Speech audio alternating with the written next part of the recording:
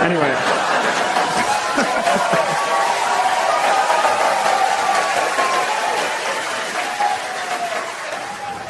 I thought I had COVID about 3 times. I'm one of those idiots. I was like, I think I have it. Can you feel? I'm bad with pain, too. Like, the other day I hit my elbow right on that spot where if I had a gun, I'd be dead now. You know, I can't do pain. That's why I could never be a cop. I couldn't walk around with a gun right here. There's 50 things a day where I'd be like, fuck that. That ain't worth it.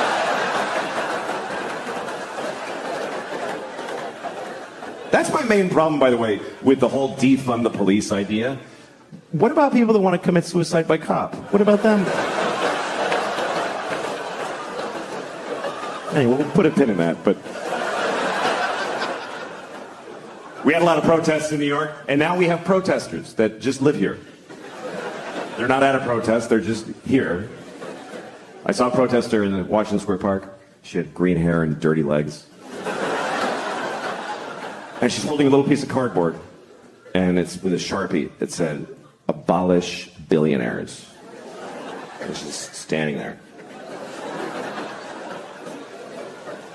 And I thought, I don't think that's going to do it. It doesn't feel like that's going to result. And Jeff Bezos going, what's happening to me? Sadly, it's going to be okay for him. I thought it was good how young people got out there and they expressed themselves. They went out there to solve a lot of problems. Not all of the problems, but some of them. They went out there to stop discrimination. Not all discrimination. Just some of it, which is a weird form of discrimination. But there are groups that are discriminated against who don't have any protesters or any people working for them. And we all discriminate against these people, like ugly people. Everybody discriminates against ugly people. They do, and it's awful. I mean, I'd rather be discriminated against for my race than for being ugly. Because you might not lose a job or a promotion, but nobody kisses you on the lips like your whole fucking life. Like, try that. This is what we say to ugly people. We don't like your face. We just don't like it. So no one's going to fall in love with you, and it's unanimous. Sorry. And we just expect ugly people to be like, oh, no, I understand. I mean, sure. My head shape is no good for you, so I'll go without the things that matter in life. All the little intricate parts. Like I was in an email fight recently. You ever been in an email fight? Some of you are in an email fight right now. You know an email fight, not a text fight. A text fight is like, fuck you, fuck you, dick, asshole, That's a text fight. An email fight is like, in June when I told you that I had this issue, I was very disappointed in the way you didn't listen. You know those emails you just work on it all night? Like it's the closing argument to a murder case. It's so important, your fucking email. You're pounding it out like Beethoven and you're pouring water in your head and going deaf and still working on it. And then you send it to somebody. Can you read this and tell me if it's fair what I wrote? Start at the bottom. And they write back, I made a few changes. Oh, thank you. That really captures my voice. And yet... And then you send it to somebody else. And they're like, I would take out eat shit fuckface because it clouds your better points. And you're like, no, fuck you. I'm going to keep it. And then finally you send it. And you're like, And then you feel really good. I finally said it. Finally. And you have this fantasy that they're at home reading it right now going, I'm wrong about all of the things.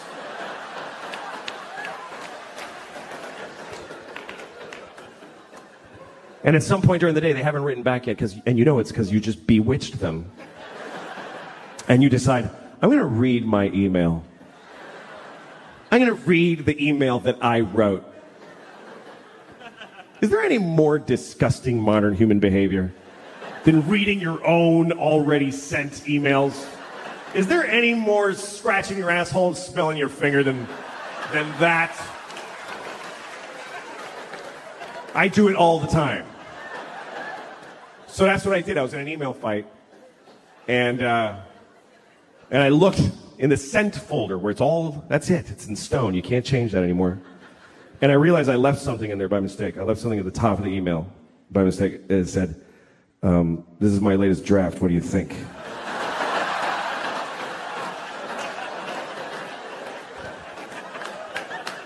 So now the rest of it is just shit. It's shit now. Because she knows I have a writing staff and a focus group. There should be credits at the end of this fucking email. Approved by mother and sister. A friend of mine sent me a porn the other day. Folks can just send you pornography now. It was a porn. It was two old men. Like really old guys. Really old. And they were sucking each other's cocks. Like really sucking each other's cocks. They were so old. I was surprised they were doing anything. But there they were. One of them's like sitting on the edge of a bed and his socks have fallen, you know. And the other guy's on his knees on a pillow and he's just fucking blowing the guy. Then they switched places. I watched long enough to see them switch places. And when the second guy was done, I called my friend and said, why'd you send me this? He said, because it's amazing. And it really was, you know? It really was. I've watched it a few times. Because it doesn't turn me on, it's inspiring. Because you like, go, fellas. Because you worry about old guys. You know, you see an old man walking by himself with just a grapefruit in a plastic bag, you know? And you're like, oh, shit, that's horrible. Maybe he's going to suck another guy's cock. Life might be better than you think.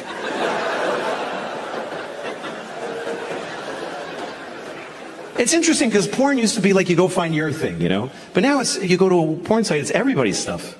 You can put in a search word to narrow it down, or you can look around. Find new things.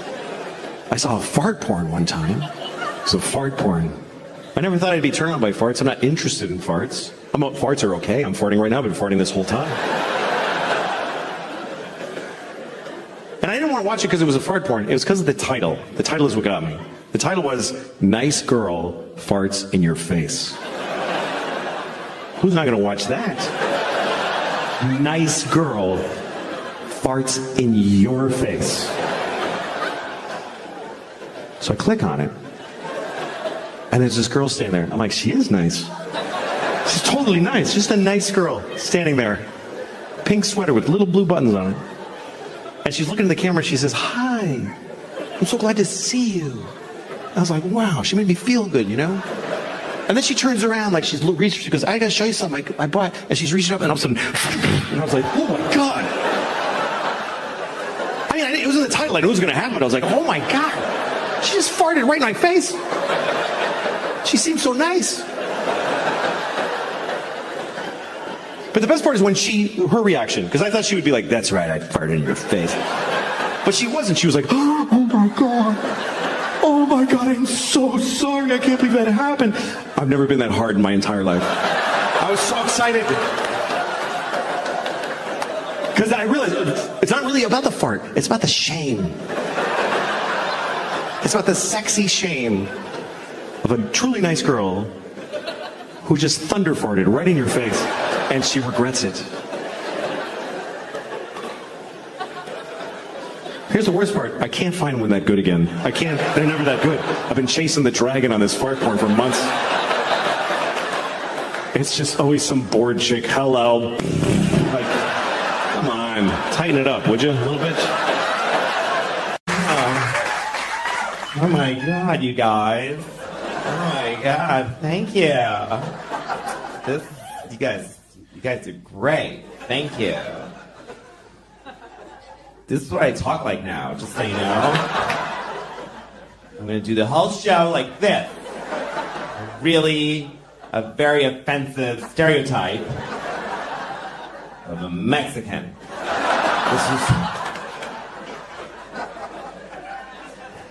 This is a Mexican at the border. Just let me in! Jesus! You guys are dicks in there anyway. Fuck you, America. Is that too high up, do you think? So I always like to stand just a little bit wrong, you know, just for my own entertainment instead of standing like this. Just put it a little bit up here, just so people are like, I don't know why that bothers me. Especially if I'm somewhere I don't like being, like CVS. You know, I hate CVS, but sometimes you got to go in there. That should be their slogan. CVS. CVS. Sometimes you got to come in here. Or else you gotta get your wart Band-Aids. And that stuff for your dry vagina.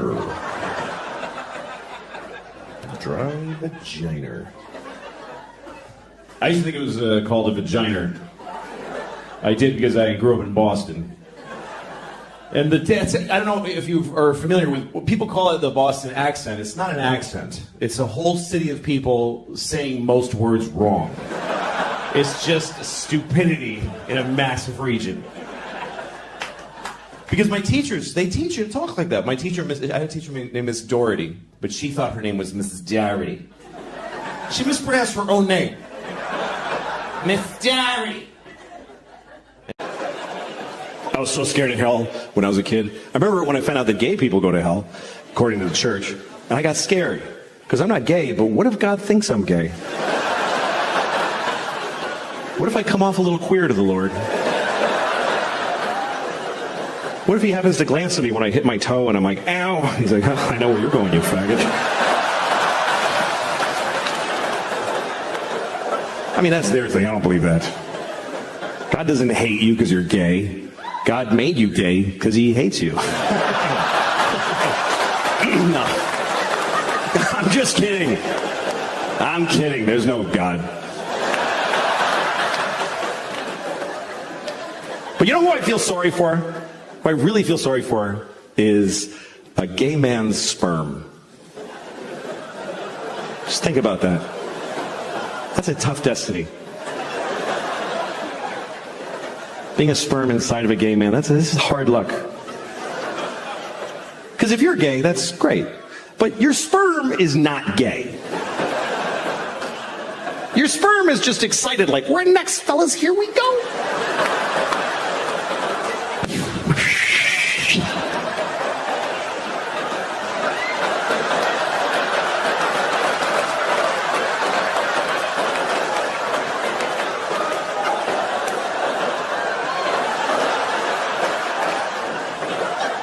Is that shit right there?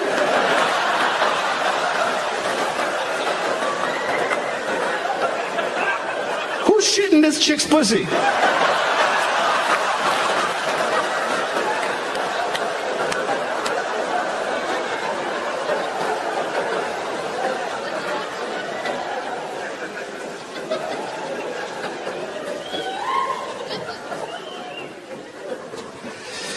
You know,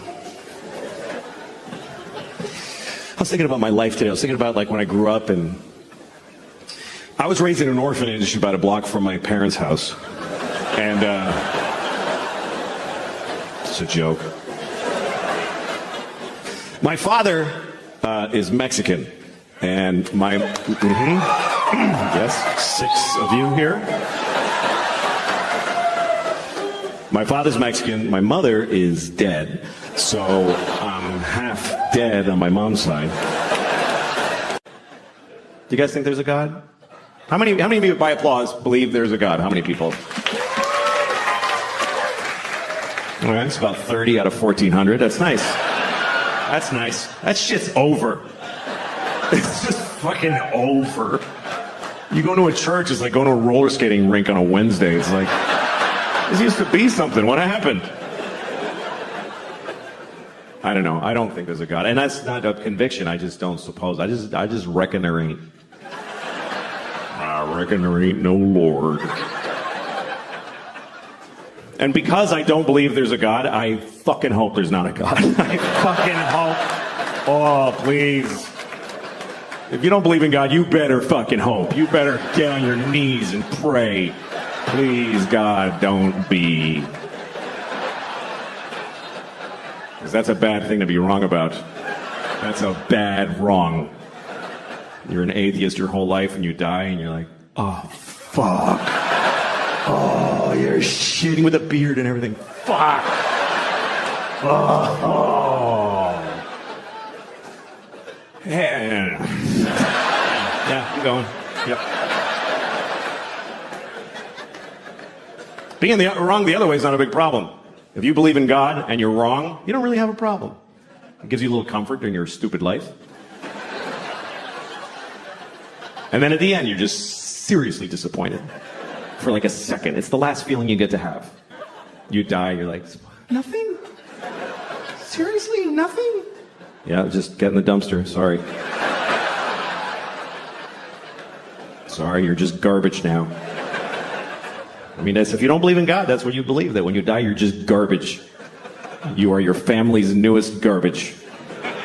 My mom died last year, and we asked her, like, what do you want, like, before she died? We didn't ask her, Mom! Mom! Fuck! I asked my mom what she wanted us to do with her body, and she said, just burn it. That's what she said. Burn it. What, in the yard with leaves? What the fuck? She didn't want a funeral, no pageantry, nothing. So she booked it herself. That was her last act as an American consumer. She went online with a credit card and she booked her own cremation. It's true. At a place called Boston Crematorium. Just this place that burns bums and dogs all day. And they just folded my mom and did a workload. We didn't even know, just this guy showed up. I'm here for you, Ma. All right, Sully, she's in there. And he went in there to prepare her. My sisters are waiting in the hall, and he was in there for a while. I didn't say anything. I was just saying he was in there with my mom for a long time. That's all I'm saying. And also that I was worried he was fucking my dead mother.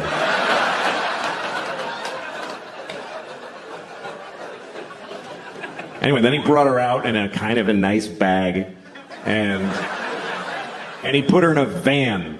Just of his van. It was like a 98 Ford Windstar with a bottle of red Gatorade rolling around in the back. It's the last time I saw my mom. It's what she wanted. She didn't believe in this God shit. She just didn't. I was talking to my friend the other day about Jesus, Christ. And I don't remember why, but I happened to mention that Jesus was Jewish. And my friend said, he was? And I said, yeah, Jesus was Jewish. And he said, I don't think so.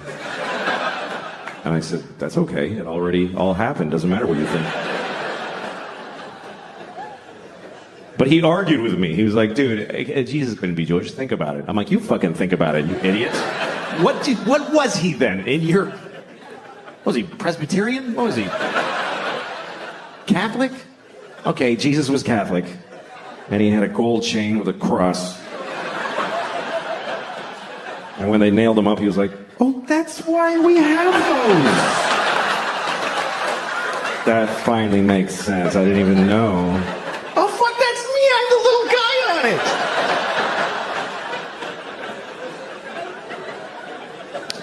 Because in places where that doesn't happen, people are just too free and fucking, they're just a bummer, you know? Like, I was once on Venice Beach and I'm jogging, and there's this guy rollerblading towards me. And he's got rollerblades on and just a thong. Just a fucking thong that's just grabbing his dick and balls and just fighting with it, going, stay in there. And then he's just totally naked otherwise, and he's got this Kenny G hair and he's just rollerblading there.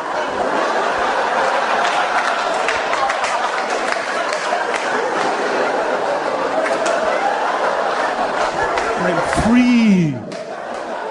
And I actually had to stop jogging because I needed my whole body to fucking hate this guy with. I had to just stand there and go, oh, you motherfucker. Now I have to know you exist, you piece of shit. Fucking go skating to an AIDS tree, you motherfucker. All right now.